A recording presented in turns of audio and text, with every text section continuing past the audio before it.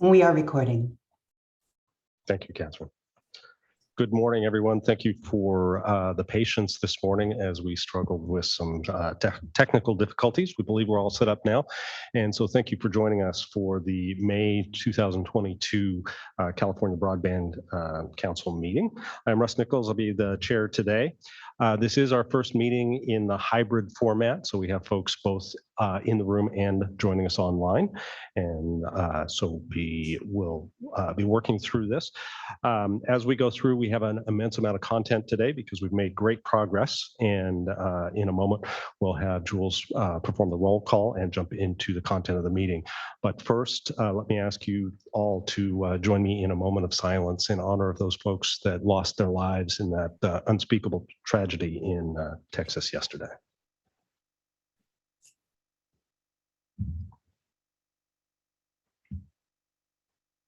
All right, thank you very much. All right, Jules, if you would run through the roll call and give the speaker instructions for participating in the meeting. Certainly. Good morning. Before we do roll call, we'll review microphone instructions for committee members. For those members attending in person, please click the speak button on your microphone console to speak. The button will show a red border when your microphone is on. Please click the same speak button to turn your microphone off. If you don't turn it off, we will hear everything. That speak button will not show any color when the microphone is off. For committee members attending remotely, you should be able to mute and unmute yourself. We will begin roll call. Director Nichols. Here. Ms. Smith. Here. Dr. Williams. Here. Commissioner Hoke. Here. Deputy Director Medigovich. Here. Mr. Below. Here. Chief Deputy Director Osborne. Here. Deputy Secretary Pepper. Here. Ms. McPeak. Present. Deputy Secretary Flores. Here. Mr. Lucas. Here. Ms. Snyder. We do have a quorum. Before we start the meeting, a few housekeeping items. We respectfully request that anybody in person please mute and turn off any speakers of any electronic devices they may have with them in order to avoid audio feedback. For everybody, if you are not a council member or presenter, please refrain from raising your hand until the designated public comment period at the end of the meeting. Presenters, please cue Cole to advance slides. Committee members, please raise your hand if you wish to speak. The chair calling on you helps make sure you are heard. So we do have a quorum. Please go ahead, Chair Nichols. Thank you, Jules. And good morning again. We'll start this morning's meeting with the state broadband and digital literacy updates. Let me introduce Mr. Scott Adams, Deputy Director of Broadband and Digital Literacy. Scott. Thank you, Chair Nichols. Good morning, committee members or council members and members of the public. My name is Scott Adams. I'm the Deputy Director of Broadband and Digital Literacy at the Department of Technology. Could you please advance the slides?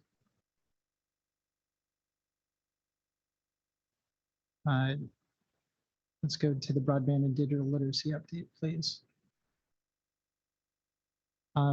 Because there's a lot to cover, we're going to breeze through this real quick. We did want to take some time to introduce a new staff member to the broadband council members. Cole Prisabilla has signed on to be our broadband access and deployment advisor. He'll be working with a number of you on completing the Broadband for All action plan items. Cole, can you say hello? Good morning. Thank you, Scott. Really look forward to the opportunity and working with all. Thank you. Welcome aboard, Cole. Real quickly, we wanted to give the council members and the public an update on the Broadband for All action plan update. Since our last meeting, staff has worked to update the action plan revisions that were adopted at the last meeting and include those in the Broadband for All tracker on the portal so folks can go and see those. We continue to have our monthly action item check-in meetings with the various action item owners. And really, I think as you'll see today, there's great progress that's being made on those. We continue to work through the joint external stakeholder engagement plan that we had walked through at the last meeting, and pleased to say that we successfully just completed in the last 4 weeks 4 separate Broadband for All roundtables. Next slide.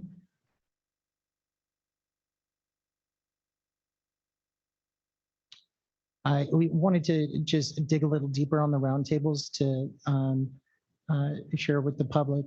There was an acknowledgement that the state's doing a lot of work, and we do have these formal meetings once a quarter, but and it's really critical to engage other partners who are critical to implementing Broadband for All in California. So the purpose of the Broadband for All roundtables was really to provide information and seek partnership and alignment on implementation of the Broadband for All action plan, the Middle Mile Broadband Initiative, all of CPUC's last mile and adoption programs, to issue a call to action about the FCC's Affordable Connectivity Program and how that can be a tool for increasing broadband adoption rates and affordability for home service, and then updating individuals on other state digital equity initiatives. On the slide here, I'm not going to read through all the names, but it was really a collaborative effort of a lot of broadband council members and other partners to present information to a large number of entities. Next slide, please. Just a little bit about how we set up the roundtables. We sent out pre-event questionnaires, post-event surveys by different constituencies. So local jurisdictions received a permitting survey, which is associated with action item 6. Internet service providers also received a survey about action item 6 to get their feedback on enhancements to local permitting, and also on the state property identification effort. And then with tribal governments, there's some critical federal funding availability deadlines, and we followed up with and send out information on letters of intent to sign up for various grants. All of the roundtables, the videos, the transcripts, the presentations have been posted to the Broadband for All portal. They've been sent out to the registrants as well. Next slide. And really to just give you of the 4 roundtables, they focused on local jurisdictions. Caltrans graciously shared their ISP industry meeting and embedded the portal content into that. So we really want to give thanks to Lori Pepper at CalSA and the team over there. Worked really closely with Department of Education and the state libraries on a schools, library, and community-based organization roundtable. And then Christina Snyder, also a Broadband Council member at the Office of the Tribal Advisor, provided great leadership in bringing together a roundtable for the state's tribal governments. And collectively, we're pleased to say that we engaged with over 1,000 interested parties who really were eager to hear more about the state's efforts and find out ways that we could partner and align with them. So that concludes my presentation. I'm happy to take any questions. All right, thank you, Mr. Adams. Any questions from the committee members for Deputy Director Adams? No, and any of the committee members online, if you do have questions, use the raise the hand functionality in Zoom, and you will pop up on the screen and we can recognize you. All right. Thank you very much, Mr. Adams. The bulk of today's meeting consists of updates to the status of Broadband for All action plan short-term items, and by short-term we mean within the next few years of the within the few years of the plan's creation. You can find all of the actions on the Broadband for All action plan posted on the Council's website. And we'll begin today with updates from the California Public Utilities Commission, presented by Mr. Rob Osborne. Mr. Osborne, please go ahead. Thank you, Chair. Thank you very much. And good morning. Thank you for allowing me to present an update on the CPUC's action items on the Broadband Action Plan. I'm Robert Osborne, Director of the Communications Division at the Public Utilities Commission. So action item 1, which is recommend and adopt standards among all state grant funding and related broadband programs. The status, next slide, please. Status is completed. We've, with the legislature's passage of Senate Bill 156, Senate Bill 4, and AB 14, there was alignment of standards for served, excuse me, at 25.3. There are differences depending on the source of funding. For instance, in the federal funding has a requirement that served speeds be reliable. Specifically, DOCSIS 2 or legacy technologies are excluded. The CPUC has approved rules for the federal funding account, adoption, public housing, and consortia. Local agency technical assistance was approved earlier this year, the program rules, and staff is drafting a proposal now for the CSF infrastructure program update, as well as the loan loss reserve account.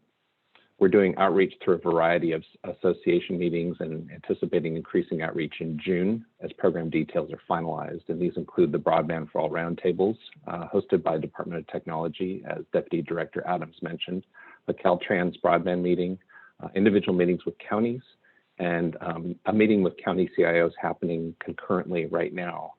Some of my staff are doing that presentation. Next slide, please. Action item 9, establish standards for backhaul resilience and reliability. So the status on this is continuing. Thank you. Under a CPUC rulemaking R1803011, that is for the emergency disaster relief preparedness. And through decisions, there's 2 decisions, D200701 and D2102029. These specify for wireless and wireline facilities the backup power requirements and network resiliency requirements in high fire threat areas 2 and 3.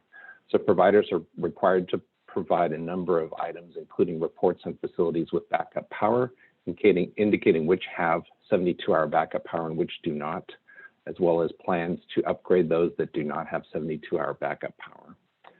They are also required to file with us emergency operations plans, emergency contact information, emergency preparedness exercise attestation, and a public communications plan. And the CPUC issued a rulemaking, R1203016, in March to amend its primary rules on General Order 133. And this is the service quality rulemaking. This is now looking at updating the current rulemaking, our current general orders, which is GO 133D for telephone service quality, voice service quality. More to come on this. Next slide, please. So action item 11 is develop a framework to define essential broadband service affordability standards. The status on this is continuing. Under the order instituting rulemaking, R1807006, the CPUC issued a staff proposal on affordability metrics implementation. This was on November 5th, 2021, and this includes an affordability ratio calculator. Basically, it is a way to determine an affordable rate based on the geography. And this affordability framework established by the PUC, with this, the Commission is now entering the implementation phase, and a proposed decision is slated for June or July of this year. Next slide, please. So action item 19, which is to collect more granular, more accurate broadband data. The status on this is continuing. The CPUC issued a data request for location rather than census block, which is the old way, broadband data to approximately 220 broadband providers statewide on March 15th. And the data request asks providers to provide us with location-based broadband data by June 1st. So that's next week. And that will be data as of December 31st, 2021. So my division will be processing this data in conjunction with Cal State Chico's Geographic Information Center, with the goal of publishing the data on the California Interactive Broadband Map by the end of this year. And we're working closely with the new location-based data collection procedures and protocols that the FCC published to update the CPC broadband data and mapping processes in full compliance with the federal requirements. Next slide, please. So action item 20 is to leverage the California Public Utilities Commission's cost model to inform broadband planning and investments. The status on this is continuing. So as you are aware, the California Broadband Cost Model was the basis back in 2020 for coming up with an estimate to build out the middle mile and last mile. And that was included in Appendix B of the Council's Broadband Action Plan adopted in 2020. The CPC is in the process of updating it, and that will provide estimates to support prioritization of project areas and last mile funding programs. So the charts and reports that comprise the broadband cost model will be accessible on the CPC's website, and there's a specific broadband cost model web page for that. Next item, please. Thank you. So action item 22 is identify additional opportunities to provide technical assistance to local governments, tribes, and nonprofits. The first, I'm going to talk about the tribal technical assistance. Since the action plan was adopted, the CPC assisted 37 tribes in applying for the 2.5 gigahertz wireless spectrum licenses back in 2020. The majority of those applications have been accepted. In 2020, the CPC launched a tribal technical assistance grant program to assist tribes in planning for broadband deployment on their land for feasibility studies, market studies, and business plans. By the end of last year, 30 grants were awarded to 16 tribes for a total funding allocation of approximately $1.87 million. The projects have to be completed within 24 months. The grants to assist tribes are for developing market studies, feasibility studies, or business plans. The grants are capped at $150,000 per tribe per fiscal year. And eligibility is with or without tribes with or without federal recognition that demonstrate tribal leadership. And so the support is available through these grants. Secondly, I want to talk about the local agency technical assistance, which was part of the broadband package that was passed last year. For the local agency technical assistance program, the rules were approved by the Commission in February. Staff is working on rolling out that program. And it is a total of $50 million in grants that would be available to public entities and nonprofits to help them prepare for providing service in their communities. The reason I mentioned the tribal technical assistance first is that was sort of the inspiration for coming up with a broader program that would be applicable beyond tribes. So in this case, a local agency is broadly defined in the program rules. It can be a city, a county, community service district, public utility district, joint powers authority. It can also be a sovereign tribal government. And individual grants are to be no more than $1 million per applicant per total. And there's an expedited process in case where the application is for less than $500,000. And the funds can cover a range of pre-project costs to deploy last mile broadband, including environmental permitting, needs assessment, and strategic plans. The CPC is preparing the program materials and processes to open the grant-making window in late June, early July, and we're planning to host a recorded webinar before then. And that concludes my updates. Oh no, yes, because sorry, and I realized that we don't have a slide for 22, and I've been providing that update, so apologies for that, but that concludes my update. Thank you. Thank you, Mr. Osborne. Any questions from the committee members to Mr. Osborne? Seeing none in the room, any of the committee members online have questions for Mr. Osborne? Seeing none, thank you very much, Mr. Osborne, for that update. We'll transition now to the next update from the Governor's Office of Business and Economic Development, presented by Kana Perina. Kana, please go ahead.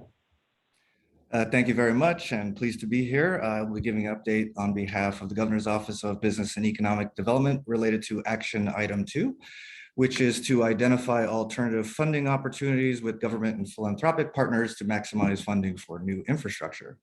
Next slide, please. As this is an ongoing operation and there will be new opportunities as the federal government puts out new programs, this will be something that is updated fairly regularly. The site is currently up and currently has a number, I believe 41 different funding opportunities from the federal government, which are located at the Broadband for All portal /funding.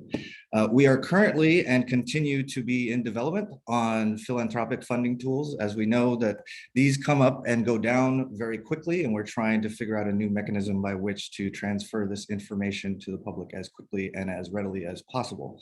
With that, I was hoping to put a small call to action to anybody who has information related to philanthropic opportunities to send those over to GoBiz so we can aggregate them into the portal. That is the basis of our update. Thank you.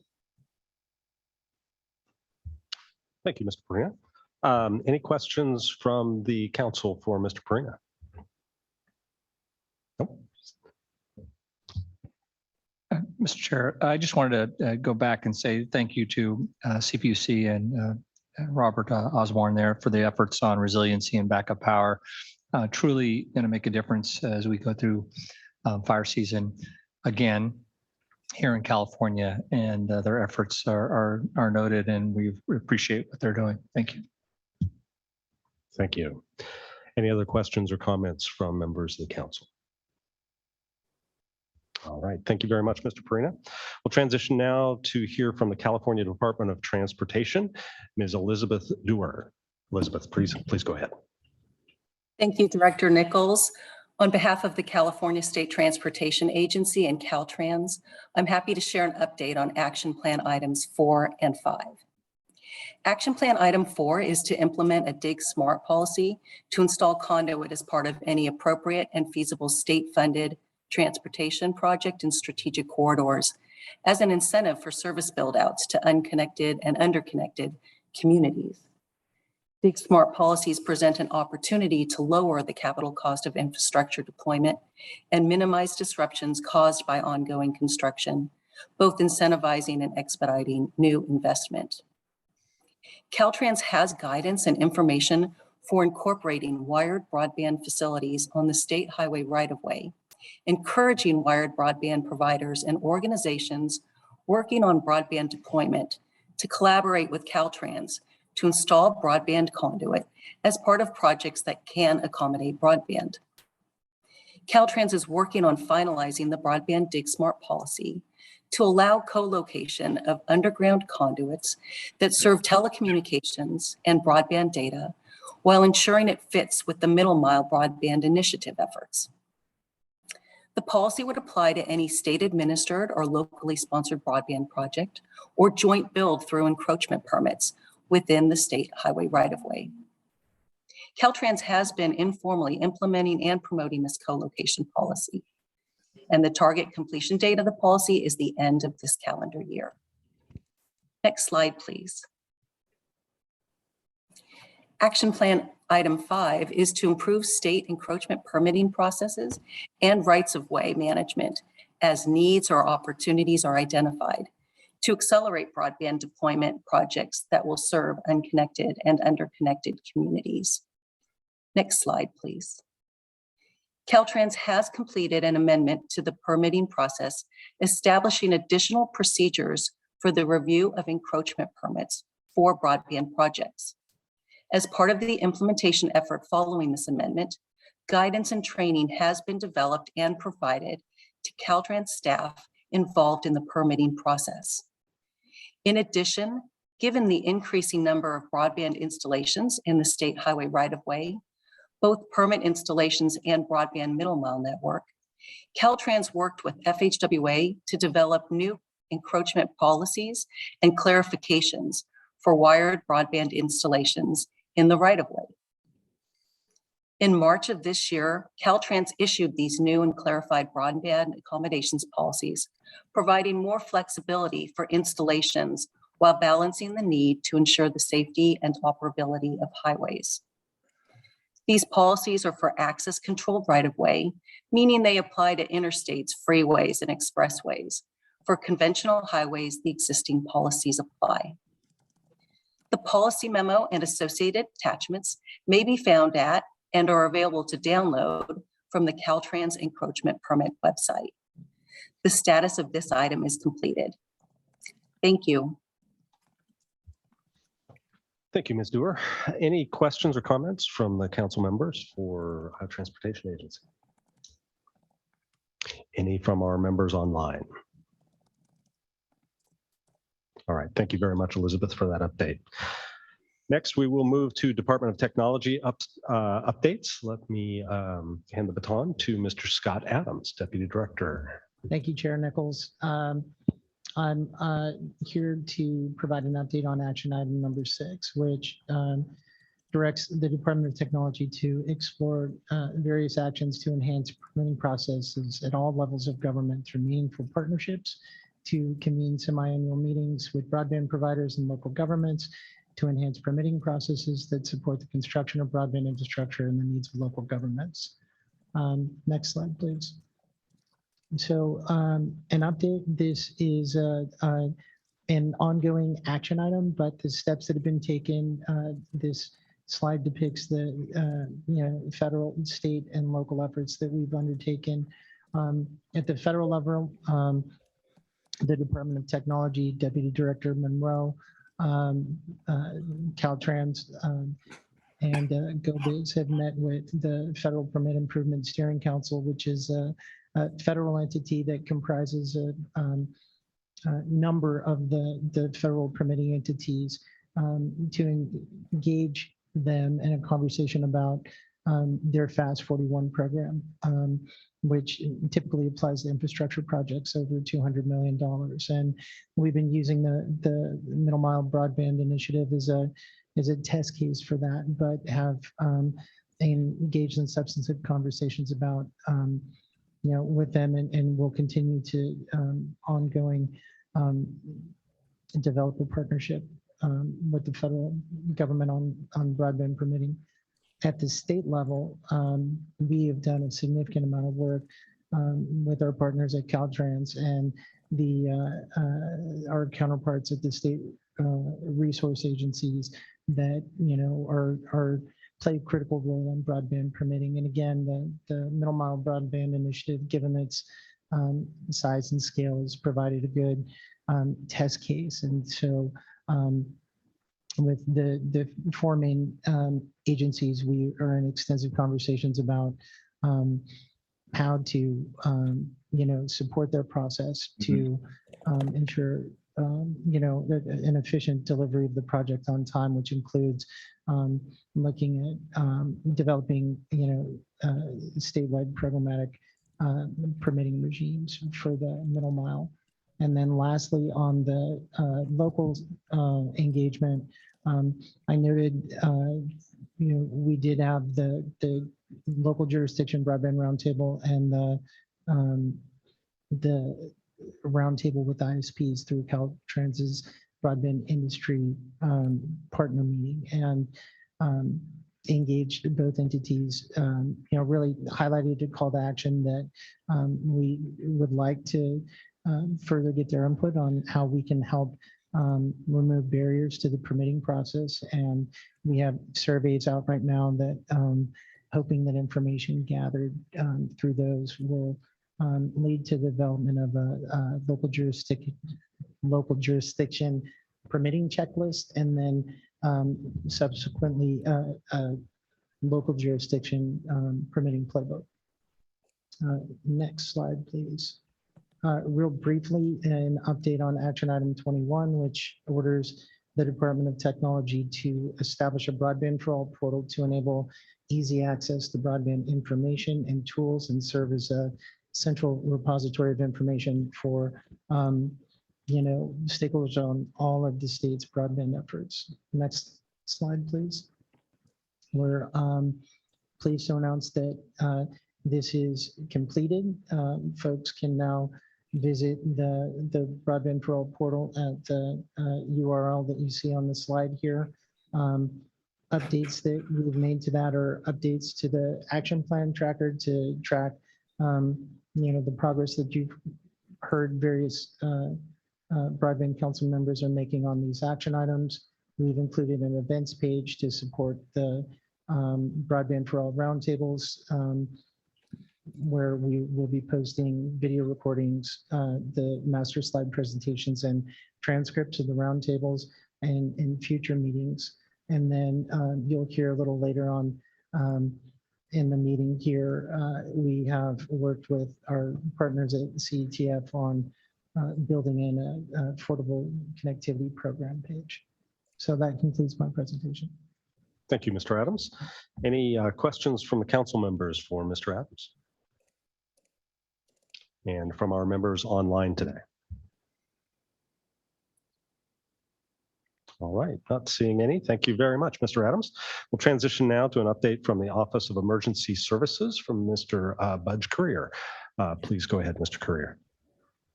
Thank you. I appreciate that. So our portion of this project is to look at, as we build out next generation 911 throughout the state, this requires us to extend IP connectivity to 438 public safety answering points throughout the state. So just look for ways to use those efforts as well as some of the other activities that Cal OES is involved in to advance this Broadband for All initiative.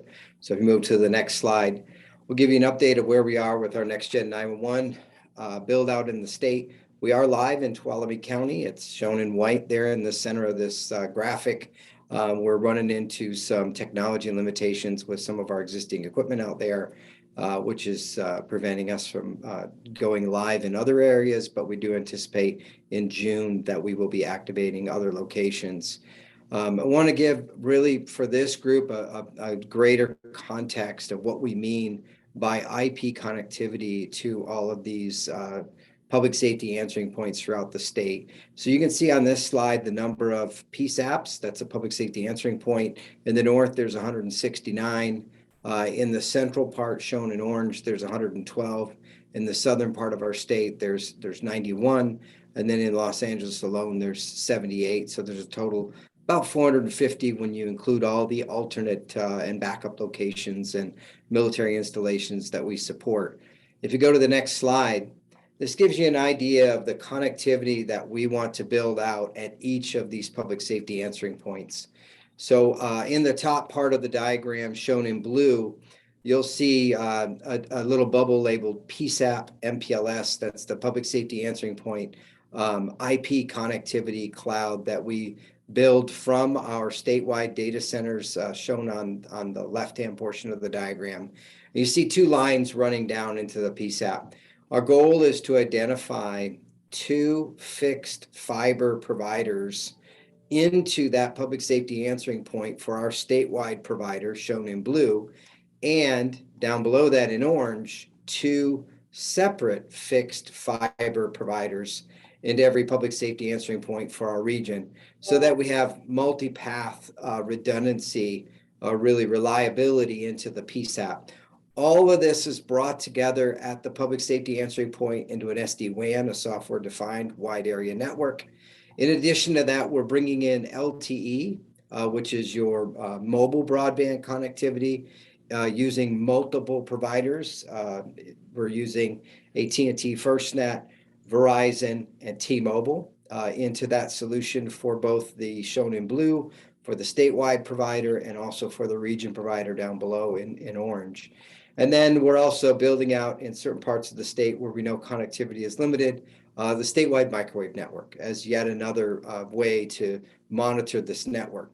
So this is the goal of what we'd like to be able to do in terms of connectivity to support Next Gen 911 and other data sharing opportunities that we have that we can use this network for.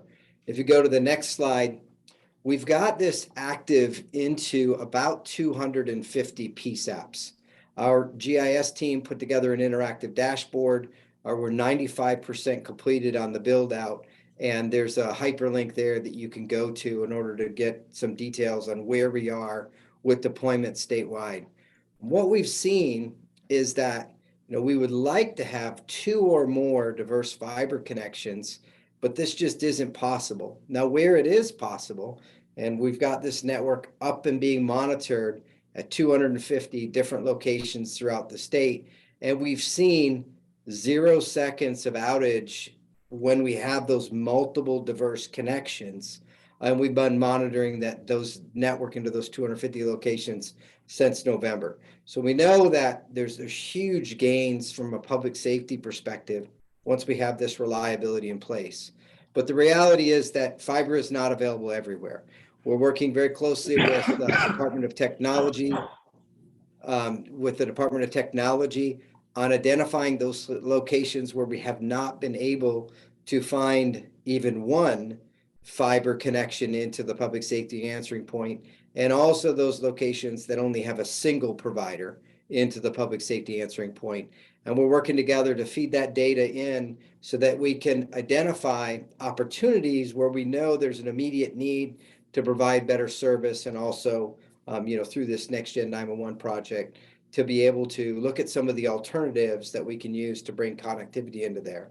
So that work is underway. We continue to share and collaborate on this data, and happy to answer any questions from the board members. And that concludes my brief. Thank you, Mr. Courier. Any questions from the council members? Greg Lucas. I had a quick question.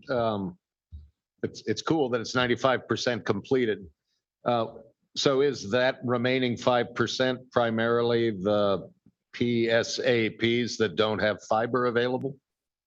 If fiber's not available, then typically those public safety answering points, those PSAPs, are lower volume. In other words, 2 positions, small centers. So we connect them with copper, we connect them with the multi-SIM LTE solution, and we can still move forward. There will be limitations on what data we can push to there. That remaining 5% is places where we've got conduit being extended from a fiber provider, or we have physical facility limitations on the PSAP that we have to resolve. Either the PSAP is moving or building a new building or something like that. So that 5% does not directly correlate to those locations that don't have diverse fiber. Got it. Thank you. Appreciate that. All right. Thank you, Mr. Lucas. Any other questions from members of the council or members online? All right. Thank you, Mr. Courier. The final short-term action plan update we'll hear today is from the Department of Aging and Mr. Brian Carter. Mr. Carter, please go ahead.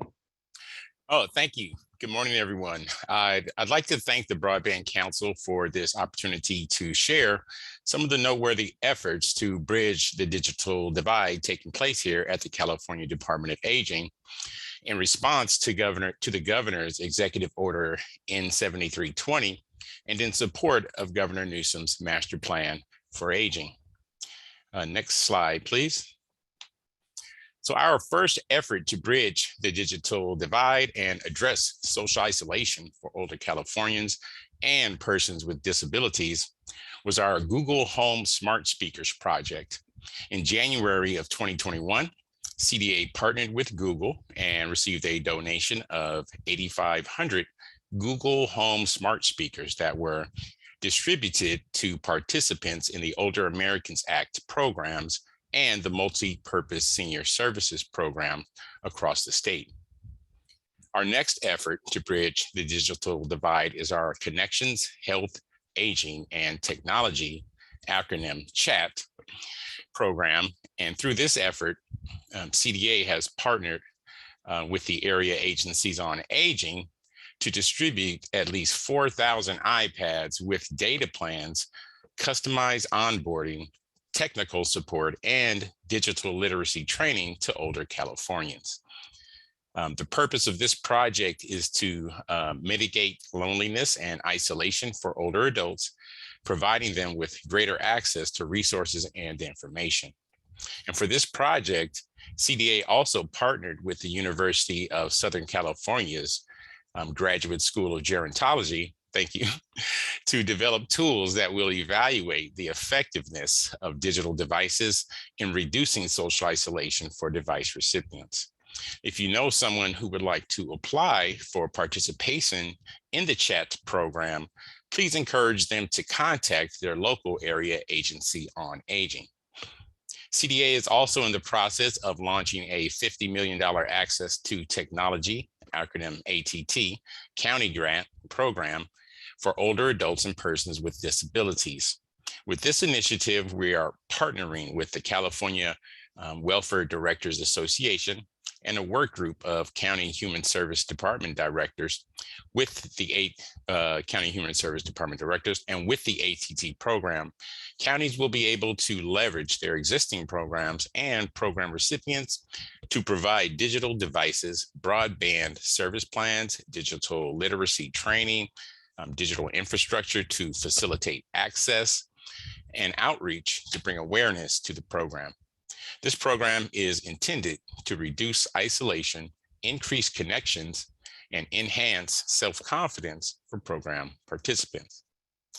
We also are concurrently preparing to launch CDA's Digital Connections Program, which is a $17 million program to expand on our current chat program to also include CDA's MSSP and our community-based adult services program recipients.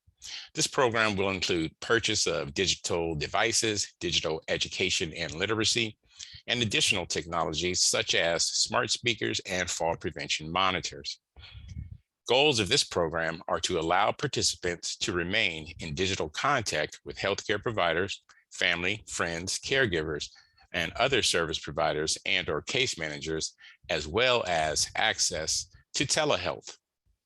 So I will close by saying CDA will continue seeking opportunities to partner with government agencies such as the Department of Technology, the California State Libraries, and others, as well as foundations and nonprofit organizations to expand access and services to California's older adults and to help California close the digital divide. Thank you. Thank you, Mr. Carter. Any questions from council members for Mr. Carter? Or council members online? All right, with that, thank you very much to all of the presenters and to your respective organizations. There's been a substantial amount of progress on our action items and moving us closer to the goal. So thank you very much for all the work that you're doing. We'll pivot now from the Broadband Action Plan to updates of key initiatives that are critical to the state's Broadband for All program. Next up is Deputy Director Mark Monroe, who's spearheading the state's Middle Mile Broadband Initiative, where there's also been tremendous progress. Mr. Monroe, please go ahead. Yes, thank you. Good morning. Mark Monroe. I'm the Deputy Director for the Middle Mile Broadband Initiative. We have some great updates I'm happy to provide. First of all, I think as most people are, SB 156 established really the program for the Middle Mile Broadband Initiative and provided $3.25 billion in funding last year for the program. This past couple of weeks ago, as the governor's May revision budget came out, it included another $1.1 billion in funding for the project. The project really is intended to provide that middle mile backbone that connects all of the underserved communities throughout the state. And over the last year, as we've looked at the project and worked with our partners at Golden State Net and Public Utilities Commission and Caltrans and others, we've developed we have a better understanding of kind of what's going to be involved in all of the project, including some of the risks, such as the need to build out really a larger network to really reach the communities, the unserved and underserved communities, to make it commercially viable in terms of ring topology and as well as we look at inflation, as well as some of the other market dynamics we're expecting from increased demand for both labor and supplies over the coming years as we build this out.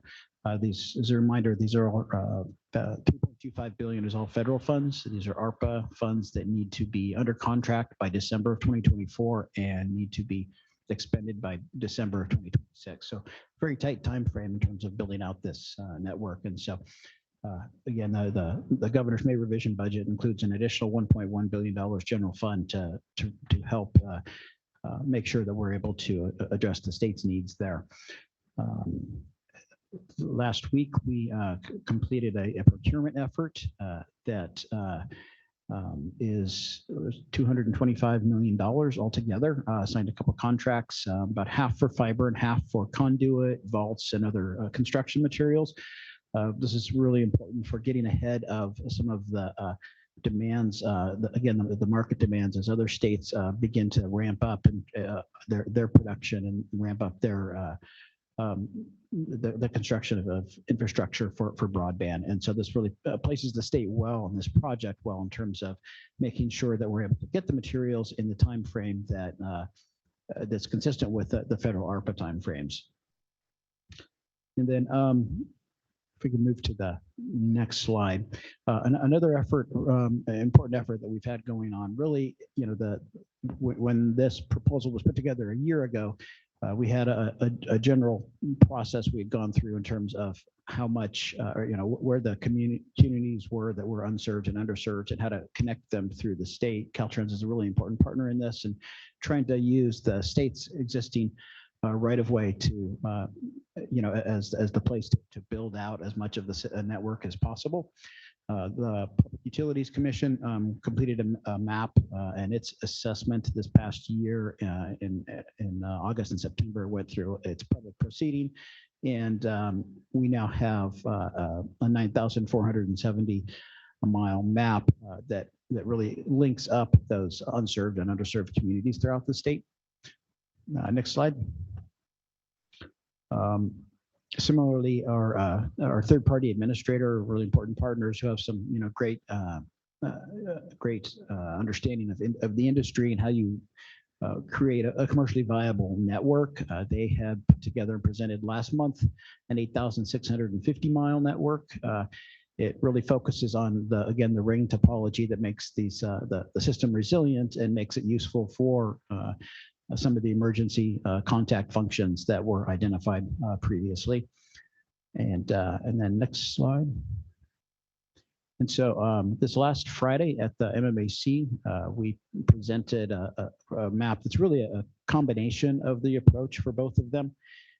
It's about 10,000 miles statewide along the state highway system, and it really it's what we are asking Caltrans to begin doing pre-construction on the entire network. Caltrans has a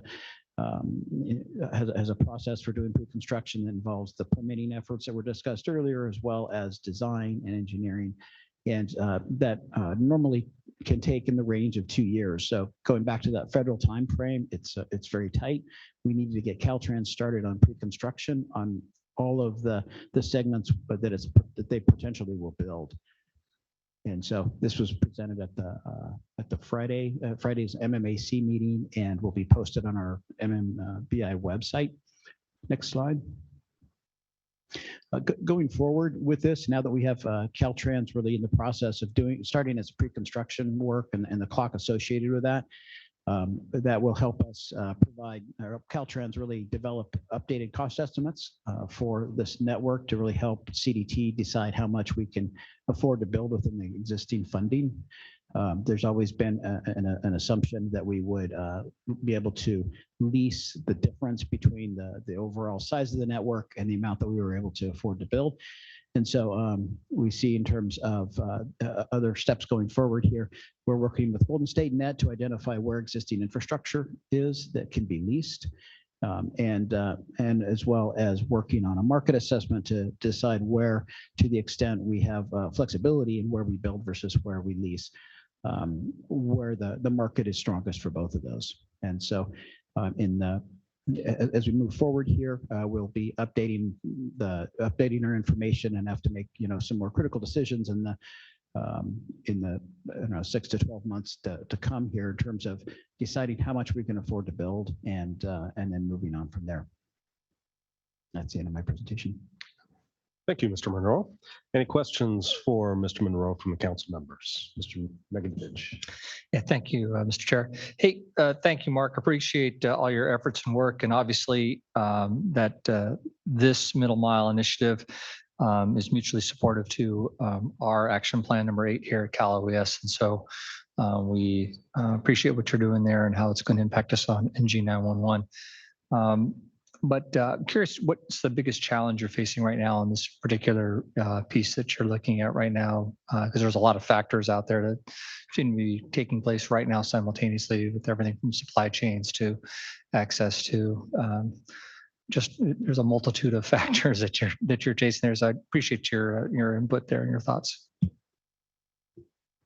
Sure. I think the initial challenge that I've been focused on, is really getting Caltrans started on its process. And, as you mentioned, some of the other permitting efforts that we're trying to work on streamlining. Historically, Caltrans has they're very good at building projects. They're very good at doing the pre-construction work, but their process has been developed, not necessarily around building freeways. And so I think as we move forward, we're looking for alternatives, as Deputy Director Adams had noted. We're looking for any efforts we can make to streamline that permitting process, to look at how we take the entire statewide network as one project or break it into projects that are going to lend itself to streamlining that permitting process. So I think that's getting Caltrans equipping Caltrans to move faster there, I think is going to be really, really key for meeting those federal deadlines. All right. Thank you, Mr. Monroe. Questions from other council members or council members online? All right. Mr. Monroe, just, sorry, this is Sarah. I'm sorry. I have my hand raised. Go ahead, Ms. Smith. Can we go back a couple of slides? I think there was like a mileage estimate build out. Thank you.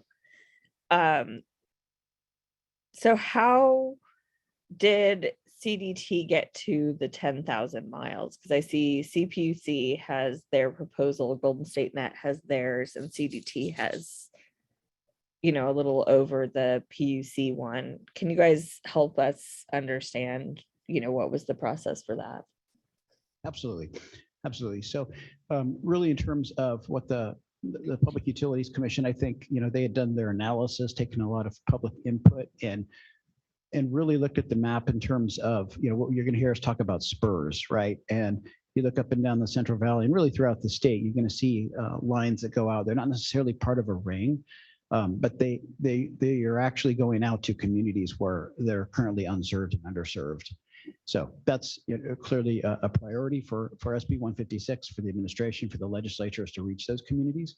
And so that's I would say the largest component of the 9,470 miles.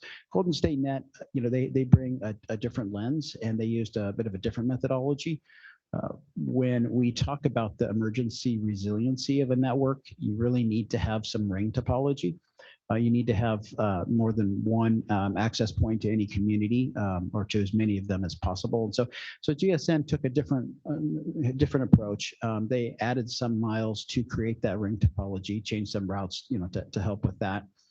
But they also, again, made an assumption that when we look at those spurs, we look at the resiliency associated with them, and that in order to reach those and to establish that, one other approach would be to use the CASF funding, or to use any other funding sources really that would be applied to the last mile, to build out and to start at those communities and get back to a network that is, as we see here, almost 1,000 miles shorter.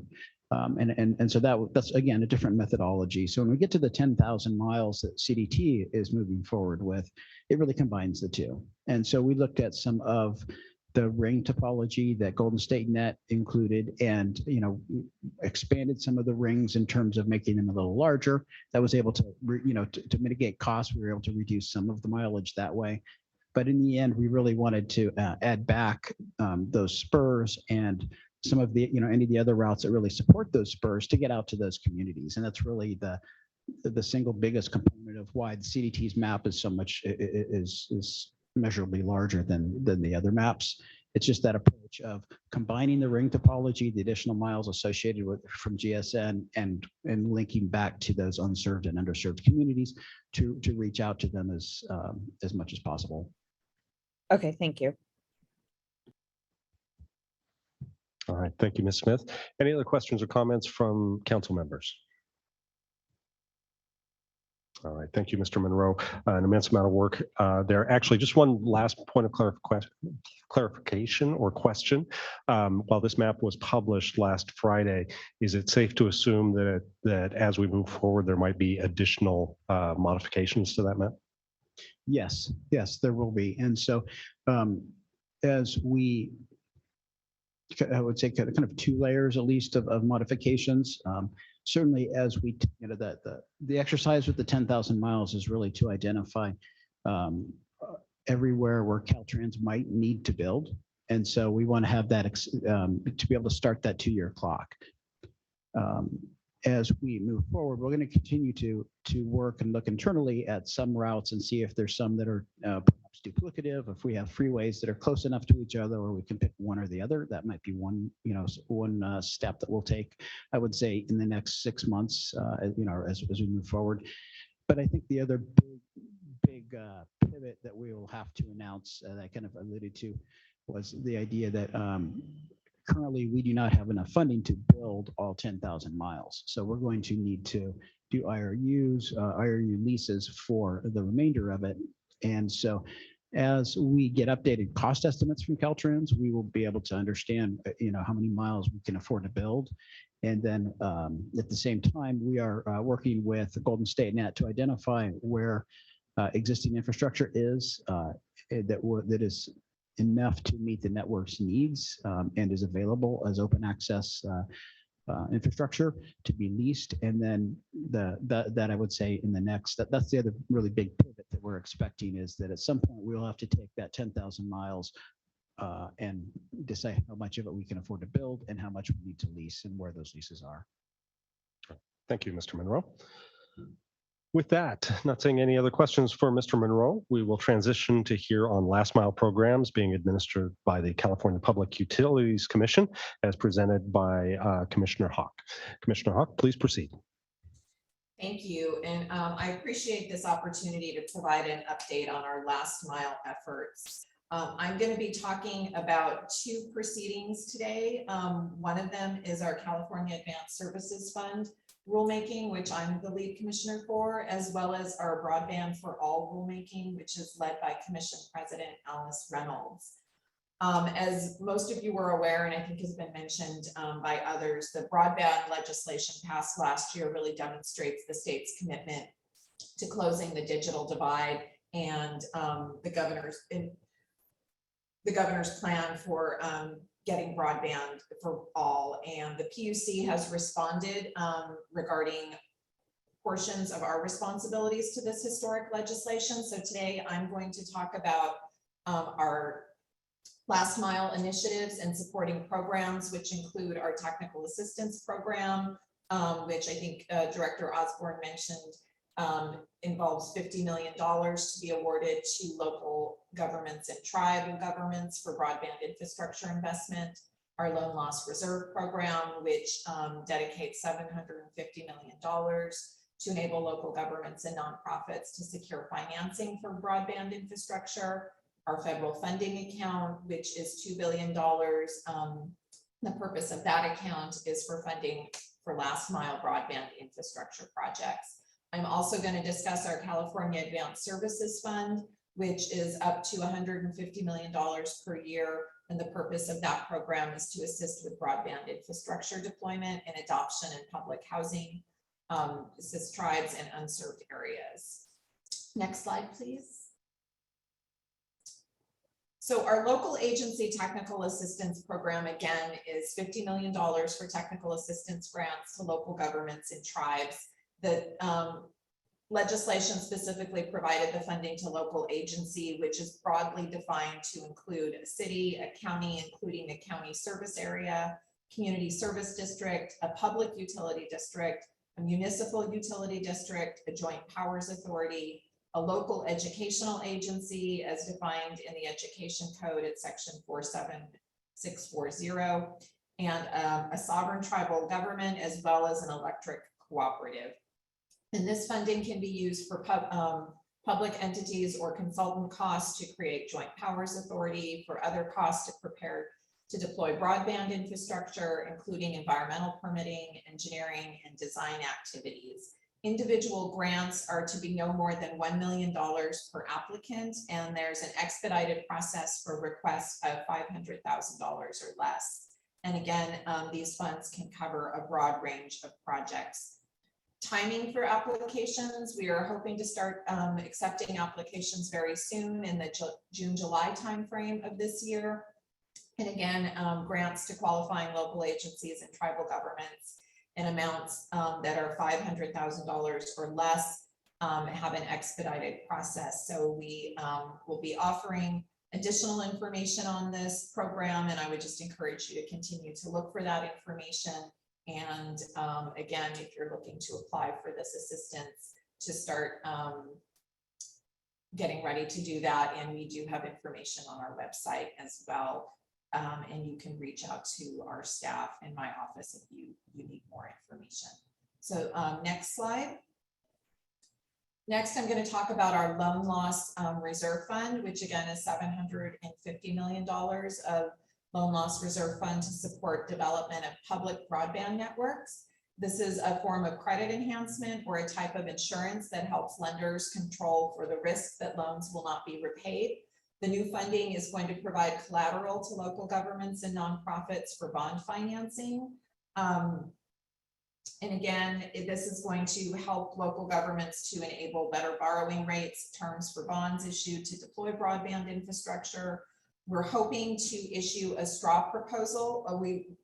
Our current schedule has a straw proposal to be issued in August. We will be having a workshop to collaborate with practitioners, with local governments and other stakeholders regarding the details and receive comments on the straw proposal. And we encourage you, if you're interested in this program, to engage in our proceeding. My office will also be doing some visiting around the state to rural communities that have expressed interest in the program, to meet with them and talk with them about what they're looking to propose and get their feedback on this program. So again, if you want additional information on this, please reach out and watch our CASF proceeding where this program is being developed, and reach out with any questions. So next slide, please. So our last mile federal funding account, we just recently adopted last month at our April 21st meeting the rules for this account, and this included an allocation by county of funds out of the $2 billion tranche for last mile projects. The PUC is very aware that this $2 billion is not going to be enough to meet the estimate of meeting all of the state's last mile needs for unserved communities. So please keep in mind that this will not be the last time that funding will be available. We're hopeful that the bipartisan infrastructure work at the federal level will be bringing significant additional funding to the state. And we know that the state is very committed to seeing that we are able to serve all communities in California and get broadband out to everyone. So we will be following and continuing to look at the funding mechanisms for this. We do anticipate accepting applications in July for this program, and I encourage you to again continue to look at our website for information on priority or applications or presumed eligible areas. That information should be available very soon and will be published on our website, as well as distributed to the service list for both this proceeding and the CASF proceeding. And as this last bullet notes, this is a good time to begin planning for the applications. Public entities can evaluate activities for the technical assistance grant to support federal funding account broadband work, and you can evaluate how you can support applicants to serve communities in your jurisdiction, even if you're not intending to apply for a grant yourself. Next slide, please.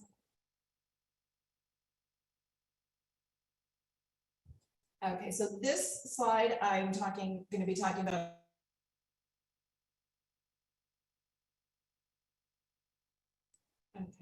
Can you hear me now? Looks like it was muted. Okay, thank you. So our broadband adoption consortium and infrastructure grants are supported by the California Advanced Services Fund broadband grants, and that's up to $150 million a year, funded by a surcharge on telephone bills. The broadband adoptions grant, consortium grants, and broadband infrastructure grants are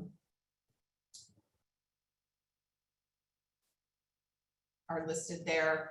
And I just want to note that the program was updated through the recent legislation, and we just recently adopted a decision earlier this month at our voting meeting to update the program rules for a number of the longstanding programs, which includes our adoption account, our public housing or low-income communities account, and our consortia account, which funds the regional broadband experts. So additional actions that you may want to consider include joining the distribution list or the service list for the CASF activities, and potentially engaging with the commission to inform us or file public comments if you have any questions. We'll be continuing to address and update rules regarding these accounts and evaluating the budgets as we move forward. Our recent decision does provide flexibility that if we see that one program is getting more applications than another, that our staff do have the ability to request moving the money around through a resolution to the commission, and we wanted to make it more flexible to ensure we're addressing applicant needs with the available funding. Next slide, please. So our broadband housing account, again, we revised the rules regarding the public housing account grant in our recent decision, and this grant will provide grants to connect qualifying low-income housing, such as publicly supported housing communities with infrastructure to provide free internet service. We also expanded the definition of public housing to specifically include farm worker housing, and the legislation that was adopted last year allows for a broader definition generally of public housing. And we will be issuing a draft revised definition that will be seeking comment from by parties. So again, actions that folks can take include providing comment on the public housing account staff proposal when it's released, and then potential applicants should begin looking at the housing facilities in their jurisdiction to see if they qualify under the definitions that we have, and then look at the new rules, which will hopefully make the program much more user-friendly. And again, we'll be seeking feedback and comment on these rule changes, and hoping my office is intending to hold an all-party meeting or public workshop sometime before the end of the year to hear from stakeholders regarding the definitions and some of the actions that we've recently taken. And again, the target for applications for this program will be coming up very soon, the June-July timeframe of this year. And I believe that should be the last slide, and that concludes my remarks. And again, if you have any questions, I'm available. Our Director of Communications, Rob Osborne, is also here, and you can also follow up with me or my staff with any specific questions if you want to talk in more detail about any of the programs. Thank you, Commissioner. Any questions from council members for Commissioner Hawk? Mr. Medovich. Hey, thank you, Commissioner. Just one question, if you could talk a little bit about your outreach plan to encourage grant applications to the council. Thank you. Thank you. We will have a webinar that should be posted very soon. We have a comprehensive website with additional information. My office next month will be doing some traveling throughout the state to visit different communities to talk to them about the programs, and specifically focusing on loan loss reserve and our last mile efforts. We are working with our staff to look at other engagement opportunities. And again, my office is intending to hold an all-party meeting for stakeholders to talk with us about the revisions we've recently made and give additional feedback on how we can best work with the communities and ensure that we are actively engaging the stakeholders and communities so that they have access and information to what we're doing. This week, I am attending this meeting virtually because I'm up in Humboldt County. I'm meeting with a number of tribes in the North Coast, and one of the focuses of our discussions has been broadband. So we are also meeting with tribes around the state and looking to connect with key stakeholder groups to assist us in making sure that we're talking to the right people and that the information is getting out to the right communities. Thank you, Commissioner. Yeah, this is Jeff Bello, the CDE. I don't know if this is a question or a challenge or a comment, or I don't know how I'm really phrasing it. I'm just bringing it up, but wondering what's going to be the place for the communities that are waiting for the last mile to be built out to then be a part of this, or the middle mile to be built out to then be a part of the last mile. Because if I'm a community that has nothing to connect to at this point, but I will get when the middle mile is built, how will I then be able to be a part of this last mile project? You know, I can't imagine there'd be a project to build out, you know, to connect something up, and then there's no fiber anywhere to connect to. So like I said, I don't know if that's a question, a challenge, a comment, or what, but just thinking about that in those super remote rural parts of the state at this point. And I will ask if Rob's still available to assist me here. I think, you know, the loan loss reserve program is designed to help local governments be able to invest and provide services and look at trying to build those areas that are needed for open access in regards to their service territories, and to coordinate with the state and CDT on the middle mile efforts to make sure things are being coordinated and moving together so that we're able to engage in planning to get infrastructure online as quickly as possible, and to, again, I think work in a coordinated effort, get as much funding out as we can, get the open access infrastructure built. There's also some additional projects that have been in the queue for a little while that are moving forward, in addition to some of the efforts here. And I think Rob has some more specific information, and Mark or Scott at CDT may have some on how the middle mile is coordinating with our last mile efforts. But we do want to work in a coordinated effort to make sure we're able to try and get this infrastructure out, and working with all of the agencies to make sure it's being able to get done as quickly as possible. But it is going to, as we noted, the funding is not enough to meet all of the needs right now, and it is going to have, some of this is going to be incremental. So I think we've got a good start, and we've got some programs here that are going to really be able to help kickstart and get these efforts moving, even though it's going to, a lot of this work is going to have to happen over some time. And I don't know, Rob, if you're available to provide some additional information about some of the efforts that we're doing that are going to have some more immediate results for some of the rural communities. Yes, thank you, Commissioner. This is Rob Osborne from Communications Division at PUC. And as the Commissioner said, we have already begun coordinating last mile and middle mile infrastructure builds. As of last December, we required CSF awardees to coordinate with Department of Technology on the location of the middle mile build, so that we're not building 2 middle miles essentially. So to the extent where there is middle mile that's planned to be available in communities, we want to leverage that investment. And then from there, we determine for the last mile, areas where there is no middle mile, you know, to the extent that we can fund it through the last mile program. So basically we want to leverage the middle mile wherever we can, wherever it's available. And I will hand it over to Deputy Director Monroe to fill in the piece on the middle mile. Yes, thank you.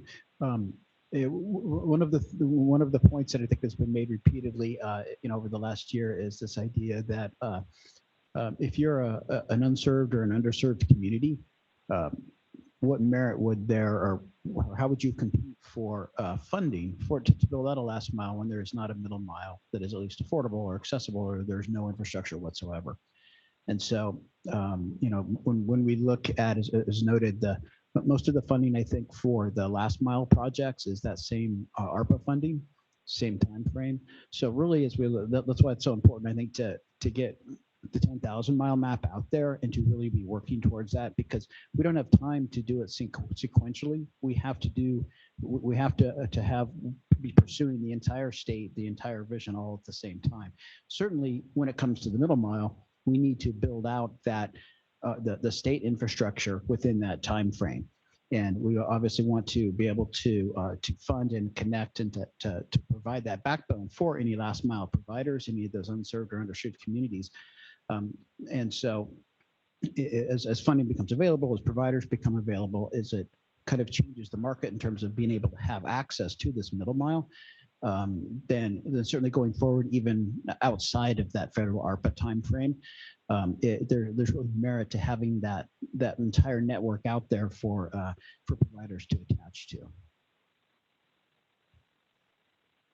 All right, thank you very much. Other questions or comments from council members? All right, thank you, Commissioner Hawk. One editorial comment: if you need assistance from council members in communicating those programs or funding opportunities, please feel free to reach out to us as well. We'll definitely do that. Thank you. All right, thank you, Commissioner. All right, moving on now. California Emerging Technology Fund President and CEO Sunny Wright McPeak will provide us with a broadband adoption update and the efforts to promote the FCC's Affordable Connectivity Plan. Ms. McPeak, please go ahead. Thank you, Chair Nichols. It's a pleasure to be able to again report to the California Broadband Council the progress that the state of California and all of you collectively are making and getting people online.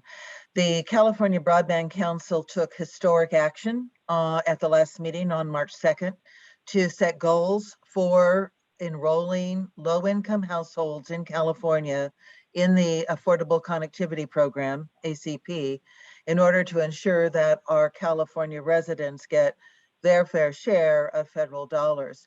The state of California, for sure, is ahead of the curve. I commend you, the California Department of Technology, Scott and team, for the amazing profile on ACP in each of the 4 roundtables.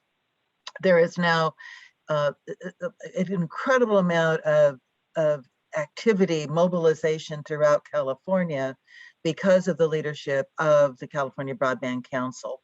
So you will hear a report today from CETF Senior Vice President Susan Walters on what has been accomplished, reminding us again of what we've committed to, and showing you a very good accountability tool. It is my honor to introduce to you the person who has led all of our work on adoption for 15 years, Susan Walters. Good morning, and it's a pleasure to be here with all of you and to hear all this amazing progress, which also means all this amazing collaboration. And so just a brief overview for the Affordable Connectivity Program, or what I'll refer to as ACP. As you probably realize, it's $30 a month off in internet service and $75 a month if you live on a tribal land. What you have on the screen in front of you are the basic qualifications. With the exception of income, they're all based on somebody in the household participating in one of these programs. If you are using income to qualify, it is based on the household, and that is at 200% of the federal poverty level.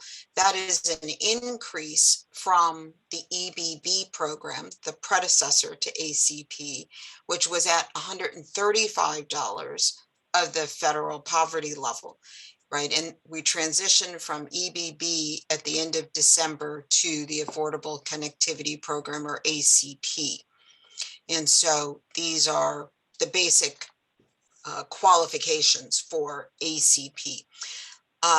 Let's go on to the next slide, and just a quick review of what was adopted in the March meeting. Sunny was just referring to the goals. So for California, it's a 5 million household goal of eligible residents, right? And the first milestone, 2024 for 4.5 million or 90%, and then 2027 for 95%.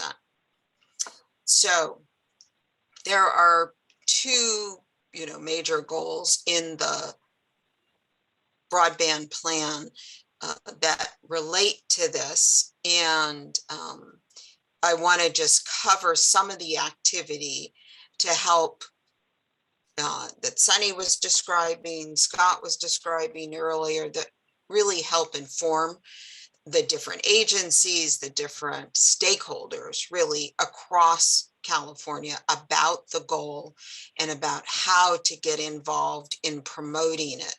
And then I'll close with one of the accountability tools. It's been referred to as well, the ACP enrollment tracker that should help us all stay focused and really move expeditiously toward our goal. So next slide. Thank you. So a lot of activity since the March 2nd meeting. You've heard about the 4 different broadband roundtables. We also partnered with the California State Association of Counties to do a webinar at which 33 of our 52 counties were present.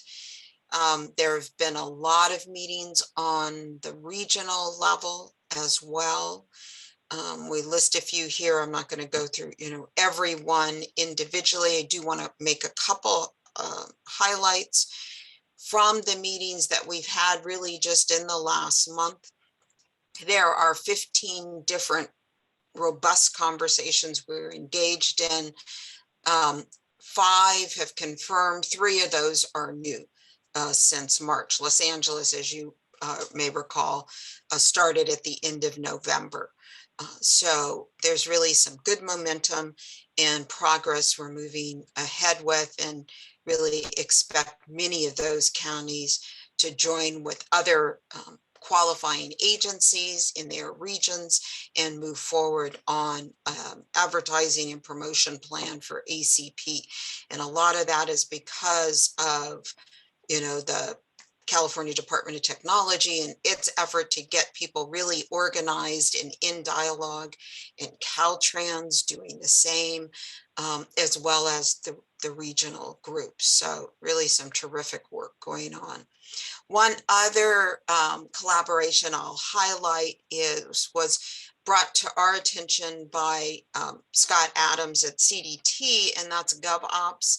And they had developed, as a result of the COVID-19, a relationship with UCLA that was engaging local community people to serve as navigators, to go door to door to help educate people in high-risk zip codes throughout the state, to talk about COVID-19, right? To just really engage in a dialogue and meet people where they were to help them move forward in understanding what was really going on, both with the illness and the vaccine. So they were very excited to hear about the ACP program and willing to distribute information because they need to talk about something in addition to COVID. But practically, when people wanted to move forward, when people wanted to take action about COVID, they had so many conversations, they said, last year where people did not have access to the internet. And so they were hindered in their own learning process. So they were extremely excited to have the information about ACP. And just in this year, you can see, really since March, they've already had over 40,000 conversations where they shared about ACP. And we've seen in the call center directly related to them, 237 calls. So that's really exciting, both in terms of the level of partnership and engagement, but also the level of progress and trying to increase the awareness, because that is key. Another point, CETF has an MOU with the investor-owned utilities. And so you see them listed here to engage in awareness around affordable internet. And that includes ACP, and they're promoting it in specifically 4 different ways. And so, and you'll see the ways listed with some of the results that we have, and they are for different time periods, all within the fiscal year, but some are not the complete fiscal year, but really some very exciting results. I mean, you know, more than 17,000 visits to the Internet for All Now website about ACP. You know, since last July, we've been able since November to track almost 2,000 calls. And this is up and down the state. All right. They've done a number of mailings. These were mailings they were already going to do, and they've inserted information about ACP. Right, they are incorporating it into the materials that their contractors and CBOs are using when they go to talk to potential clients, either about just their straight discount program or home improvements. Again, you can see some of the results there. So we're, you know, thrilled again to see this level of collaboration, cooperation to help move California forward. As it relates to, you know, broadband. I will make a quick note for your information. The program that we are reflecting here with the IOUs, we actually started with SMUD, a Muni, and they did it in partnership with the California Foundation of Independent Living Centers in 2016. And they had tremendous results. And so we were really encouraged and then able to move forward with it. It's taken a while to get off the ground, but what perfect timing, you know, to be here for ACP. Let's go on to the next slide. So what's important for us now to be able to focus on, or to be able to do, is to have a sustained focus and to hold ourselves accountable, right? And so we've got our goal. We have our marching orders toward 5 million. We know we have to enlist all the various agencies and really anchor institutions. But for our discussion today, you know, the state agencies, the counties, we're meeting with CDE tomorrow to really go through its back to school efforts and talk about what it's going to do to promote ACP. And they're already on board. We're just really getting into the details. So really some great collaboration. And of course, we'll want to continue the work around planning to make sure California gets, you know, its fair share and then some from the programs coming up. You've heard about that work. We are looking at the various opportunities to continue promoting the work of digital navigators. And this is the work that people do on the ground, mostly CBOs, but many county agencies have family navigators, community navigators. You know, how do we make sure all of these folks are engaged as well and understand really what the metrics look like, you know, toward our goals. So I'd like to close out really with 2 points. One is the asterisk at the bottom of the slide. We often talk about adoption and using it as a shorthand. So I didn't want to leave the presentation with just making a note. So we're all on the same page. When we refer to adoption, we are referring to all the elements that are involved in adoption. So it is having an affordable service. It is having skills and devices. All right, and then the last slide, we're all very excited to be able to show you our tracker. Sorry, there are 2 more slides. This one is just the lead up to it, but we are excited to show you the tracker that we've been working on for the ACP program, because it will allow everyone working on this effort really to make plans, check them, see if things are working, make adjustments, so to be accountable to ourselves and each other. The data that goes into the tracker is from USAC. That's the Universal Service Administrative Corporation. It's a nonprofit that was set up by FCC to administer various subsidy programs for the ISPs and for customers. So we have been at CETF working with Cal State Chico and their GIS folks for quite a while. We're big fans. They've been very helpful in figuring out how to get this displayed. And we have been working with CDT so it could go into the Broadband for All portal. And so it's just been a great collaboration, and we're quite pleased with it. You will see at the bottom of the screen the numbers. We really just got the March numbers, and you'll see those at the screen. So for the end of March, right, we were at 25%, which means we're even further than that along right now because we're into May. But you'll see for California where we are. And so the numbers, let's go on to the next slide and I'll close out. And what you'll see on the portal is that you'll be able to access the numbers. You'll see statewide, and then you'll see by county. And I don't know if you can see my cursor, but at the bottom third of the screen, there are tabs. One is by cursor. Oh, thank you so much for that. That's by county. And then the one next to it, you can tell by zip code. And then you have a box you can enter for the search of what you're looking for. So if you want to enter Yolo County, you can put it there. Or if you want to enter a zip code 94510, right, you can enter it there and it will bring up the data. And then you will see at the top a graphic representation of the progress. And the first, thank you, the 43% represents the number of households that are eligible in California, okay, as compared to the percentage of those households that have already enrolled in ACP. So that's the 20%. So the orange is eligible households in California for ACP. And then the blue is of that 43%, right? How many have already enrolled? All right, and the bar chart below is just a monthly representation of the numbers. And once you see it, it is a cumulative number, just so you know. All right, so there's lots of data available for us to be able to really track our progress and actively engage in this effort.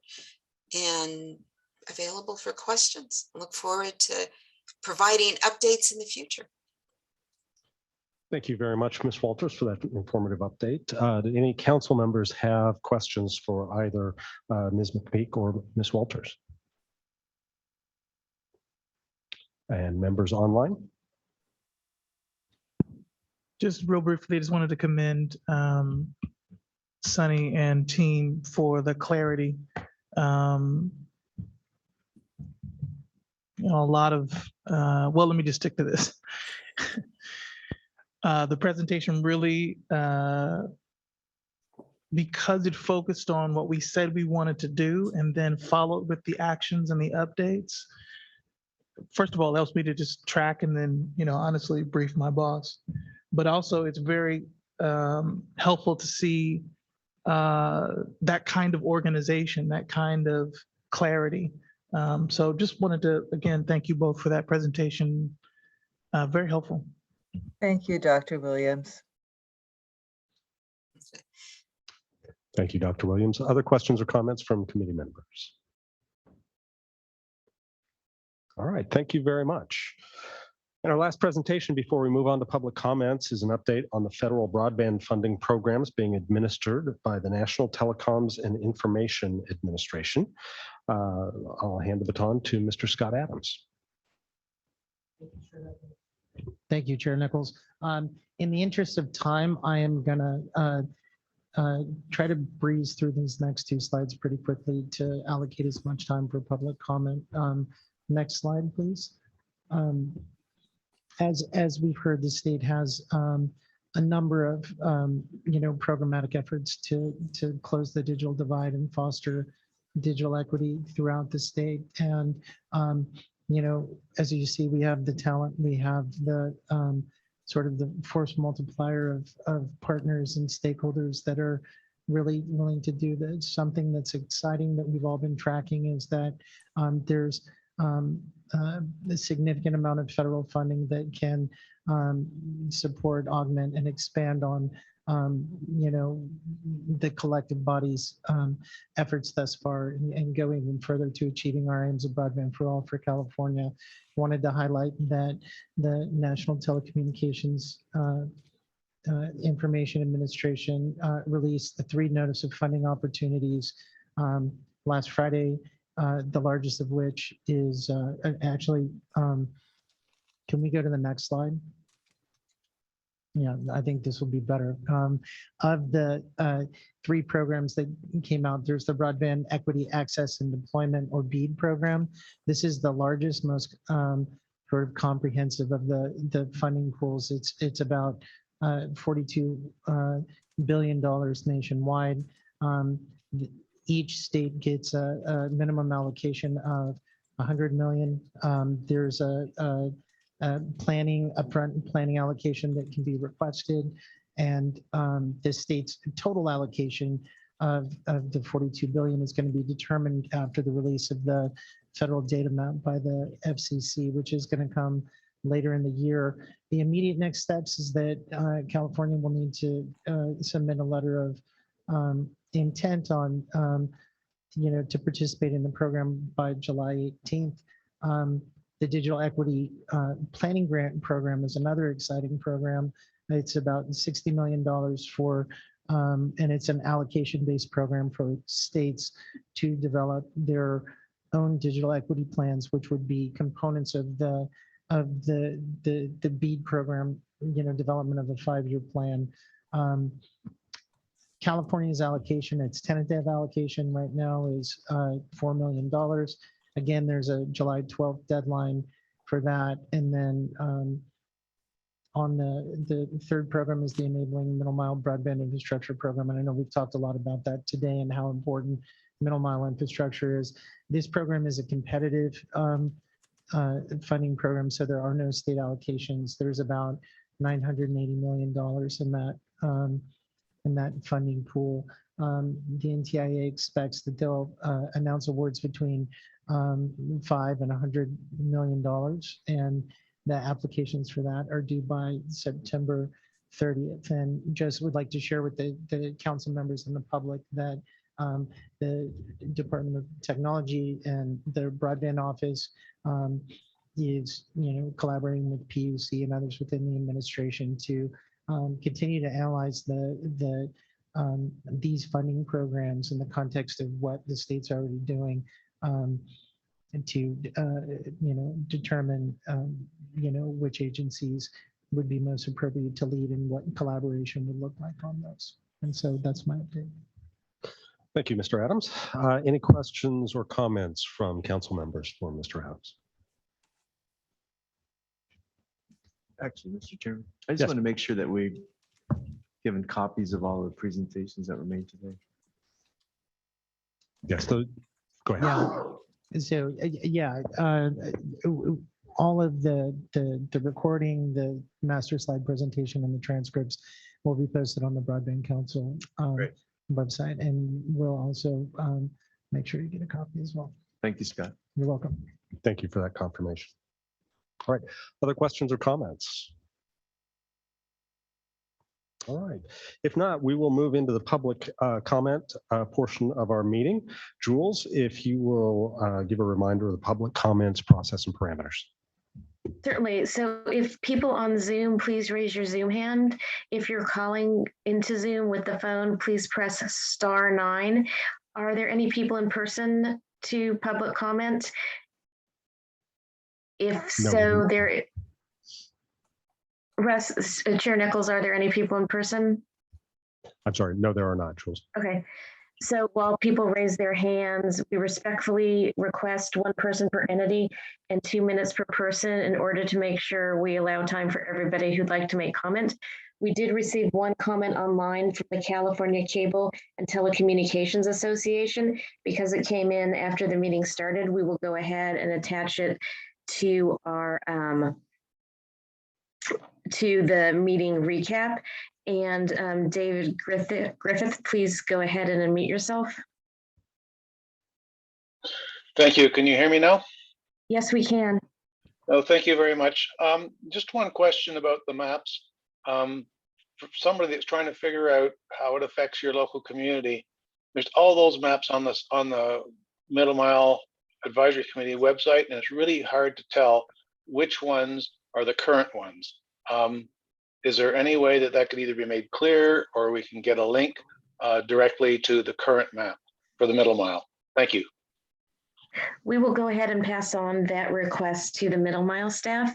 Is there anybody else who'd like to make a public comment? We are not seeing any hands, Chair Nichols. Thank you, Jules. I appreciate that. On the mapping, because that is a very timely topic, let me pass the baton to Mr. Monroe, who can address that very quickly.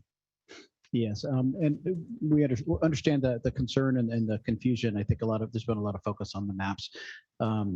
We are in the process now that we've come out with this map of in the next week, we will post the 10,000 mile map. That will be the initial final map that should be out there that folks should be looking at. We'll have resources where they can, or anybody who's interested can go back and look at some of the other maps and kind of do a comparison, but we'll really put that front and center. The goal is to have that really be the topic of public discussion going forward.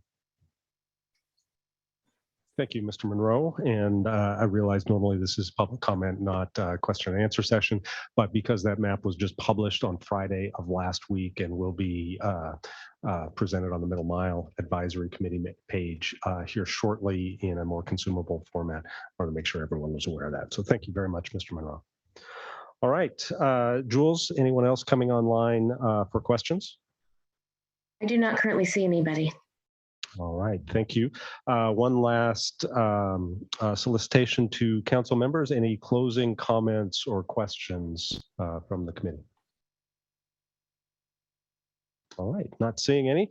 Thank you very much, everyone, for joining us today and generously sharing your knowledge and subject matter expertise.